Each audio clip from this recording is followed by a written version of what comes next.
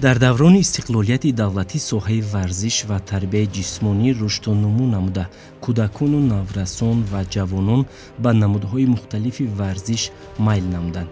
имрӯз варзишгарони тоҷикистон дар арсаи ҷаҳонӣ парчамбардори ватану миллати тоҷик мебошанд.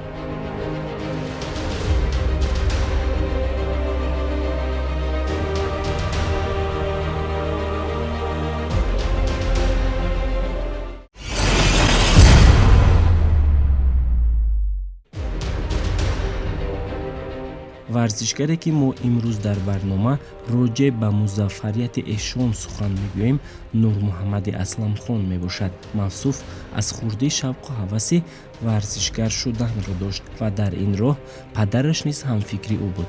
ҳамакнун бо гузашти 5 сол аз фаъолияти варзишгариаш аллакай ӯ ғолиби сабқатҳои бурунмарзӣ мебошад.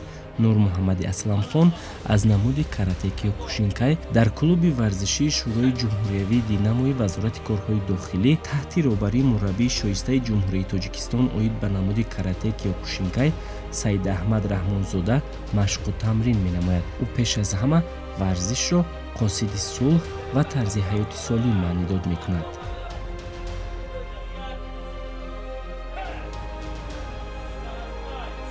варзиш гарави саломатӣ мебошад. Падарам водор кард, ки ман ба ин толои варзишӣ омада қувваи худро зиёд намоям ва пешравиҳои зиёд намоям. Ман мефахрам, ки дар ин толор бо устодам машқ мекунам. аввалин мусобиқае ки шумо иштирок кардед кадом буд? аввалин мусобиқаи ман баъди 3 моҳи тамрини ман мебошад, ки дар ноҳияи Фирдавсӣ дар мактаби 5-и рақами шаҳри Душанбе баргузор гардид. мо дар он ҷо иштирок кардем ва сазовори ҷои сеюм гаштам. ва ман афсурда шудам, вале дилшикаста нашудам. аввалин бор ман соли 2017 ба ҷумҳурии Қаҷиқистон рафта будем ва дар он ҷо ман аввалин ҳарифи худам, ки аз ҷумҳурии Қаҷиқистон буд, ба ӯ тӯли 3 раунд кор кардем ва ба ӯ мағлуб шудам. ва боз ба роҳхати финалӣ роҳхат ёфтам. дар он ҷо муҳаррифи ман аз ҷумҳурии Тоҷикистон, ки ҳамсабақи ман буд, дар он ҷо баромадем ва ман хушбахтона ғолиб баромадам ва сазовори ҷои аввал гаштам. шумо боварӣ доштед, ки берун аз марзи ватан ғолибиятро ба даст меоред? ман он қадар боварӣ надоштам, вале тайёриҳо ҷиддӣ буд. Нурмуҳаммади Аслам яке аз варзишгарони пешқадами толори мо мебошад, ки дар тӯли 5 сол дар ин толор тамрин мекунад. дар чандин мусобиқаҳои сатҳи баландам иштирок кардааст ва дар мусобиқаи ҷаҳонӣ, ки соли 2018 пеш аз он мо тайёрии ҷиддӣ дидем ҳамроҳи инҳо. дар он ҷо мо ҳамроҳи 5 нафар шогирдамон иштирок кардем. мутаассифона 2-таш мағлуб шуд ва 3-таш соҳиби ҷо гашт. Нурмуҳаммади Асламхон ҳамарӯза ба ин толор меояд. маҳз ана ҳамин толори хурдакаку назарногир чунин варзишгаронро тарбия менамояд.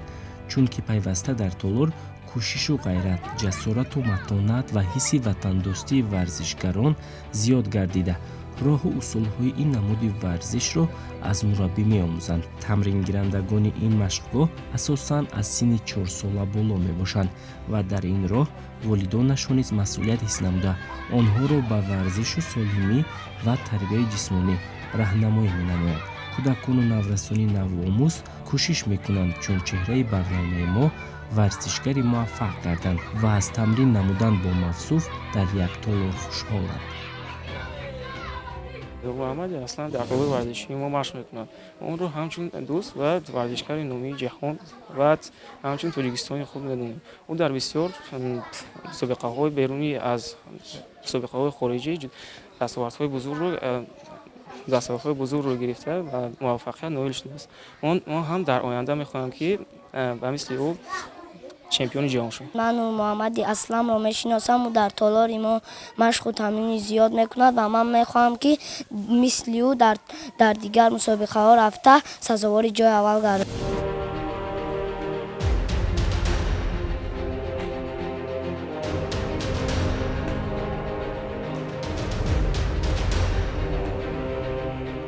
карате киёкушинкай ва ё худ ин нав як ҳарбаи шарқӣ дар қиёс бо дигар як ҳарбаҳо аз ҷиҳати сабку услуб душвортар аст, чунки дар карате киёкушинкай варзишгарон бо ҳам наздик шуда бо дасту пой ба ҷойҳои нозуки бадан, гиреҳҳои асаб ва шараёни хоб ҳуҷум мекунанд.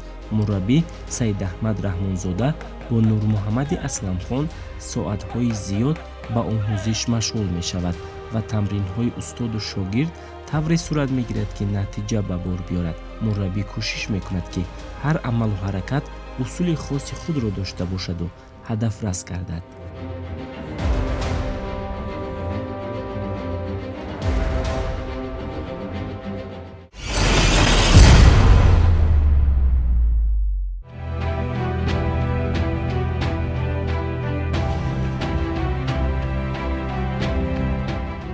чун Нурмуҳаммади Асламхон бо мо мавриди иштирокаш дар мусобиқаҳо сухан гуфту медалу ифтихорнома ва дипломҳои худро муаррифӣ намуд, маълум гардид, ки аллакай ӯ иштирокчии фаъоли мусобиқаҳои ноҳиявию шаҳрӣ, ҷумҳуриявӣ, минтақавӣ ва ҷаҳонӣ мебошад.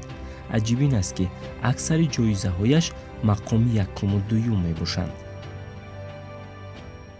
чуноне ки мо иттилоъ дорем, шумо ба қазоқистон сафар кардед барои ширкат дар чемпионати ҷаҳон ва дар он ҷо низ музаффарият ба даст овардед.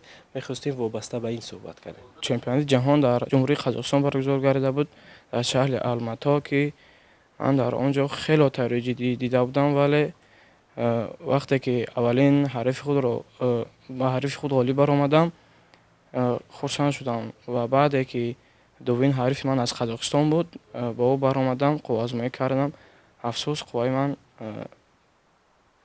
ба он нарасид ва натавонистам ки ғолиб шавам. дар соли 2019 низ шумо ширкаткунандаи сабқатҳои сатҳи ҷаҳонӣ будед, ҳамин гуна аст?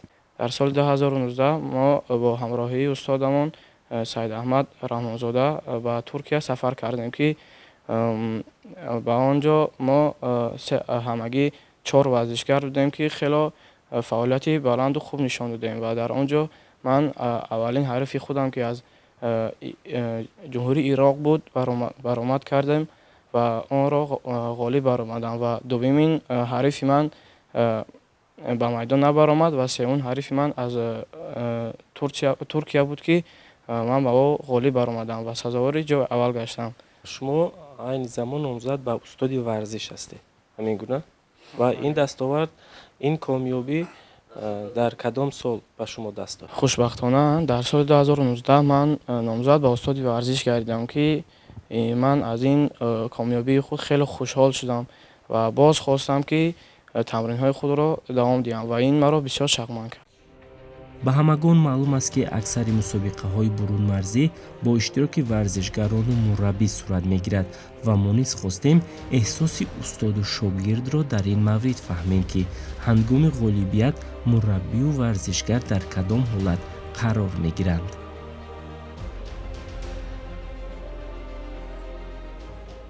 вақте ки варзишгар ғолиб мебирояд, аввалин вақте аз болои минбар мефурояд, ба пеши ман меояд. мисол ман дар оғӯш мегирам, аз пешониш як буса мекунам, аҳсан ба ту мегӯям, офарин ба ҳамин хел шогирде, ки мисол дар арсаи байналмилалӣ миллати моро муаррифӣ кард. бо устодам Раҳмонзода Саидаҳмад оғӯши сахт гирифтем.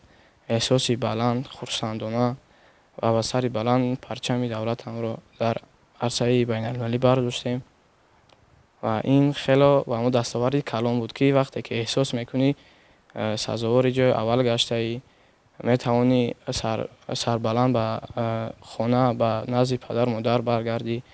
ин хело дастоварди зиёд аст барои мо.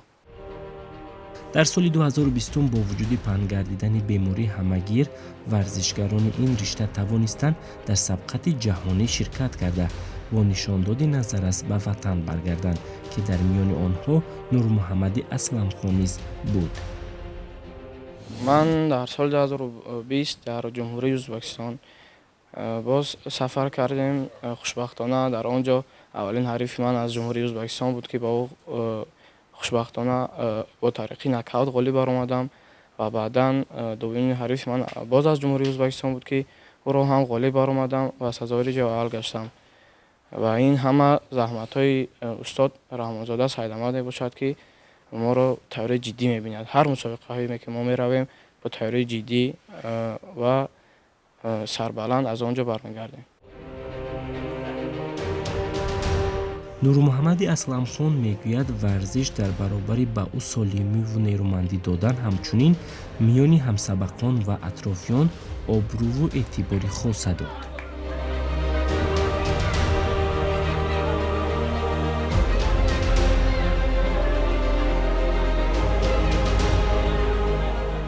вақте ки ман пайдарпай баромад мекардам ҳар як мусобиқаҳои шаҳриву ноҳиявӣ, падарам ба ман боз мегуфт, ки машқ бикун. Устод боз ҷиддӣ меқапид, тайёриҳои соз медидем ва ҳамсабақонамро мегуфтам, ки биёед бо ман биравем мусобиқа баромад кунем, нишон диҳем худамонро, қувваозмоӣ кунем. Ва ҳамсабақони ман розӣ шуданд. Хело ҳамсабақони ман, ки аз ин ҷумла Билол Азимов дар ҷумҳурии Қазоқистон дар чемпионати ҷаҳон ҷои аввал гирифт ва Абдуллоев Усмонҷон, ки дар ҷумҳурии Қазоқистон дар чемпионати ҷаҳон ҷои сеюм гирифт ва ин моро ҳам хело хушҳол гардонд.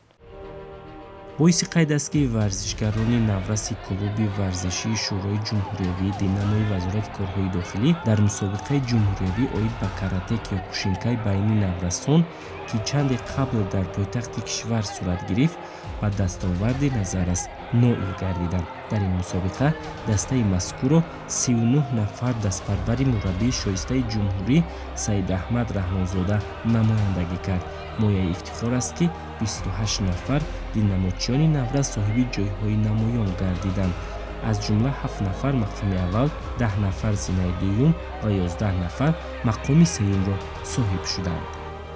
вобаста ба иштироки худ дар сабқатҳои шаҳриву ҷумҳуриявию ноҳиявӣ чӣ гуфтанӣ ҳастед? оё метавонад манбаи асосӣ, сарчашмаи асосӣ, ба истилоҳ фундаменти асосии иштироки шумо дар сабқатҳои байналмилалӣ маҳз чунин сабқатҳои сатҳи ноҳиявӣ, ҷумҳуриявӣ ва шаҳрӣ бошад? мо агар мусобиқаи берун аз ҷумҳурӣ баромаданӣ хоҳем, бояд аввал қувваи худро дар ҷумҳурии худ бисанҷем, дар даруни толори худ бисанҷем, ки мо метавонем ё ин ки наметавонем.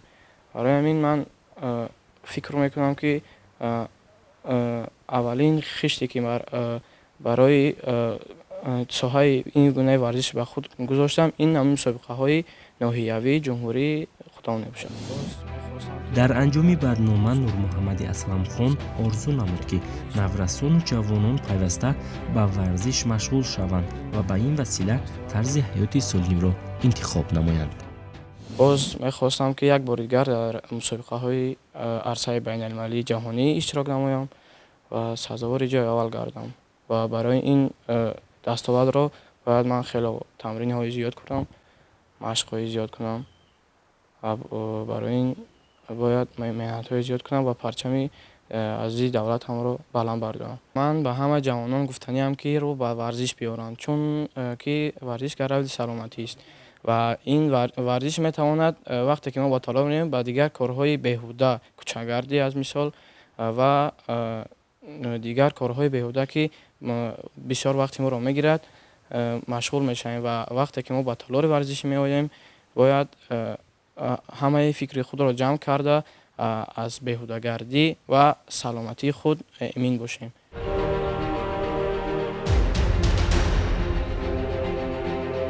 мо низ умед мекунем, ки тарзи ҳаёти солим ва варзишу тарбияи ҷисмонӣ пайваста дар назари насли имрӯз қарор мегирад ва нурмуҳаммади асламхон дар оянда бо тамринҳои пайдарпай ба хазинаи варзиши тоҷик медалу ҷоизаҳои сабқатҳои бурунмарзиро ворид менамояд.